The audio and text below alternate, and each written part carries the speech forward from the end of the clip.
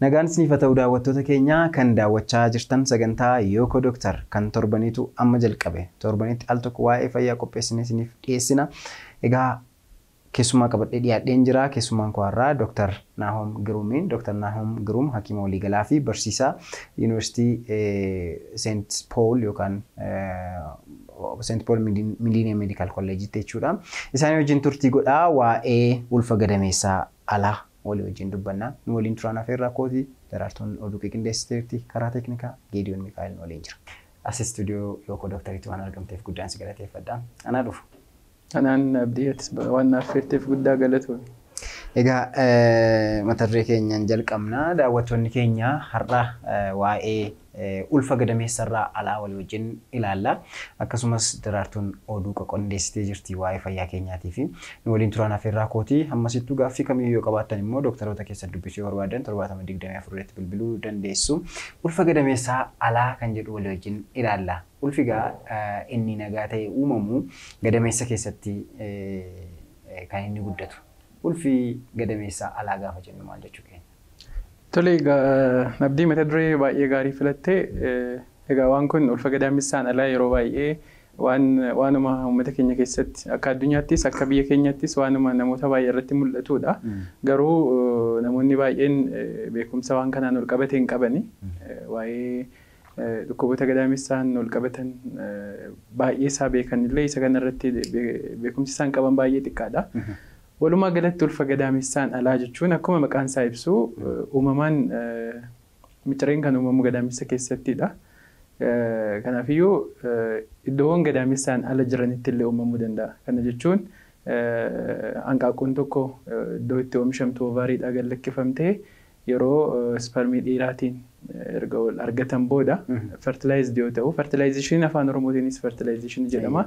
Yoo wal argatu fertilizationiin kun gaafa erga uumamee booda iddoon itti micireen kun maxxanee jiraatu uumamaan keenya gadameessaa isa jedhamu irratti jechuudha. Gadameessa keessattidha. Yeroo tokko tokko garuu gadameessaan ala ta'uu danda'a. Gadameessaan ala ta'uu danda'a jechuun maal inni iddoowwan naannoo gadameessaatti argaman gadameessatti dhiyaatanii yeroo tokko tokko xiqqoollee irraa fagaatanii argaman irratti yoo uumame jechuudha.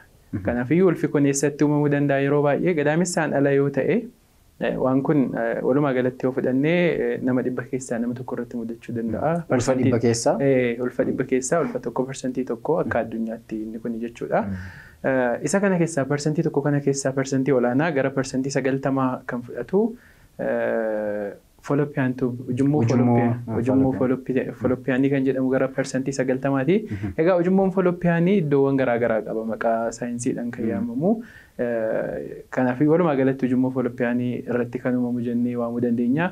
Isaan ala fiixee gadameessaa cervix kan jedhamu jechuudha. Namoonni fiixee gadameessaa kan beekan kaansarii fiixee gadameessaatiin cervical cancer kan jedhamu jechuudha.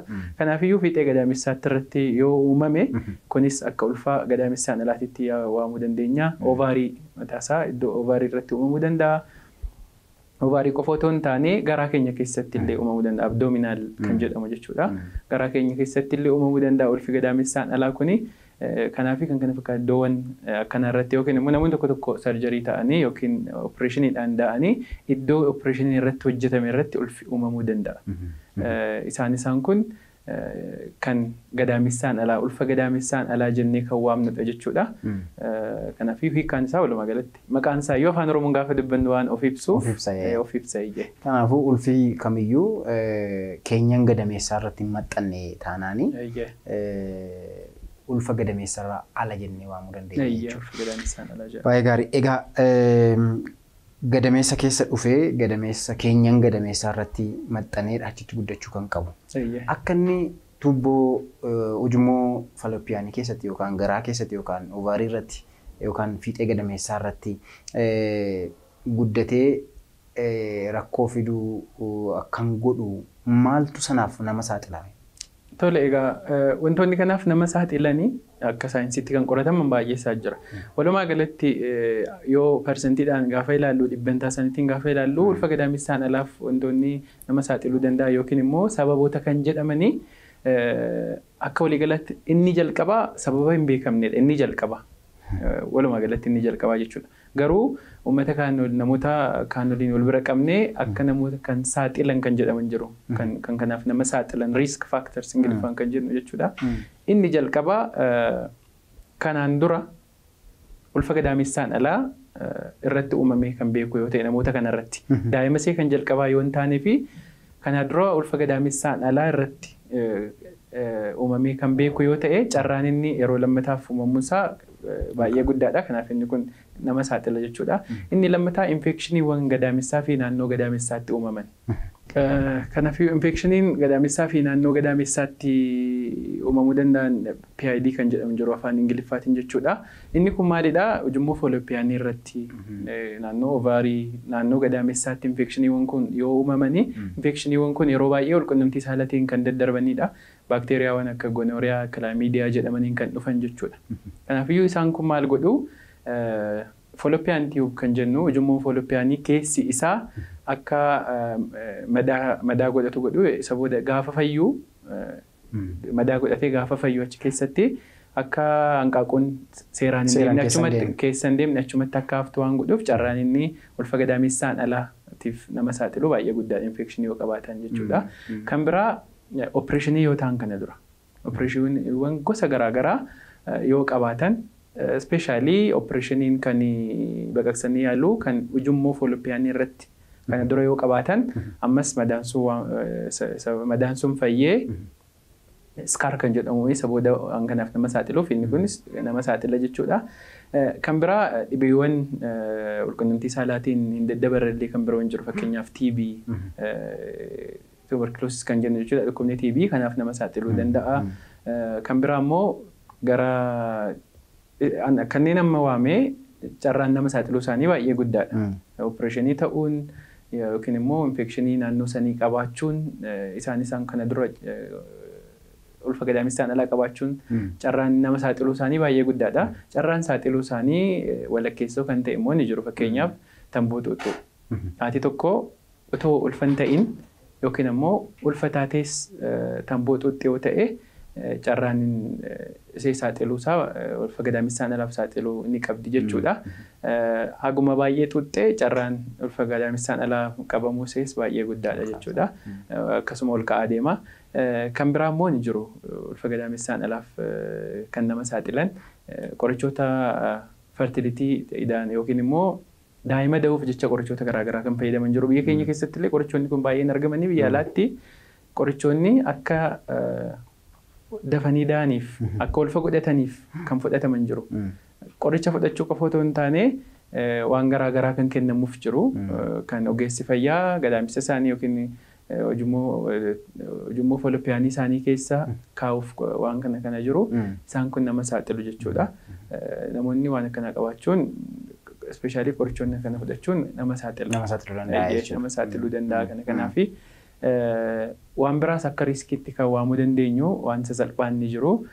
Fakkeenyaaf haati tokko gosa qusannaa maatii keessaa ICD kan jedhamu kan gadaamessa keessa taa'u fudhachuun see kanaaf nama saaxilu garuu otoo isa fayyadamaa jirtu tarii yoo ulfoofte.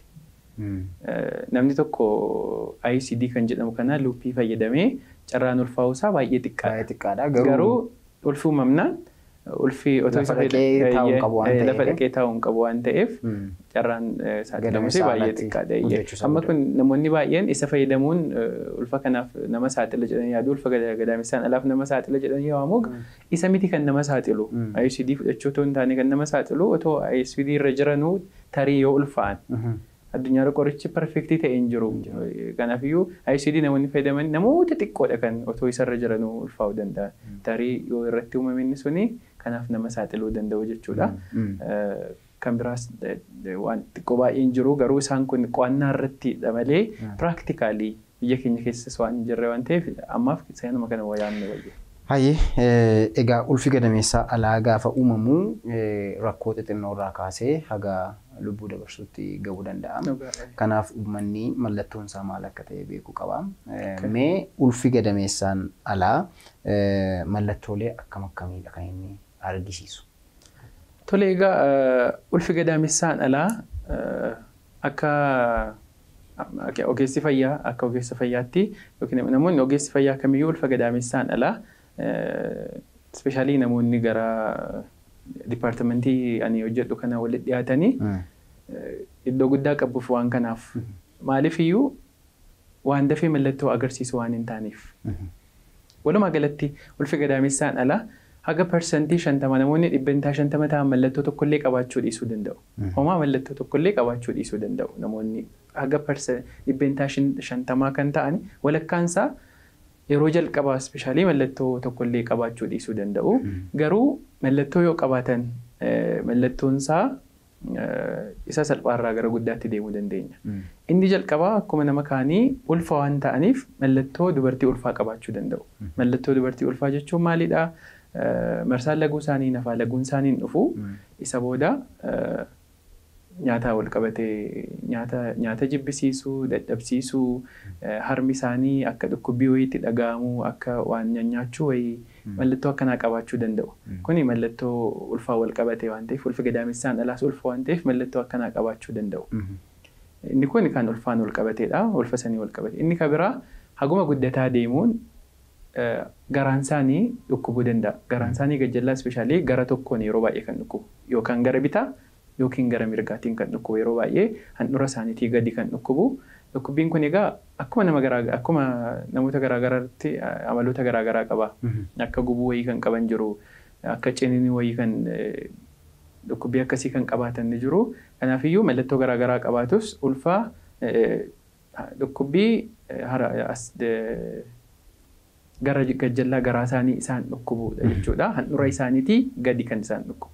Yeroo baay'ee handhuura isaaniitii gadi yookiin gara mirgaa yookiin gara bitaa gidduullee isaan dhukkubuu danda'a akkuma namaatitti garaagarummaa qaba.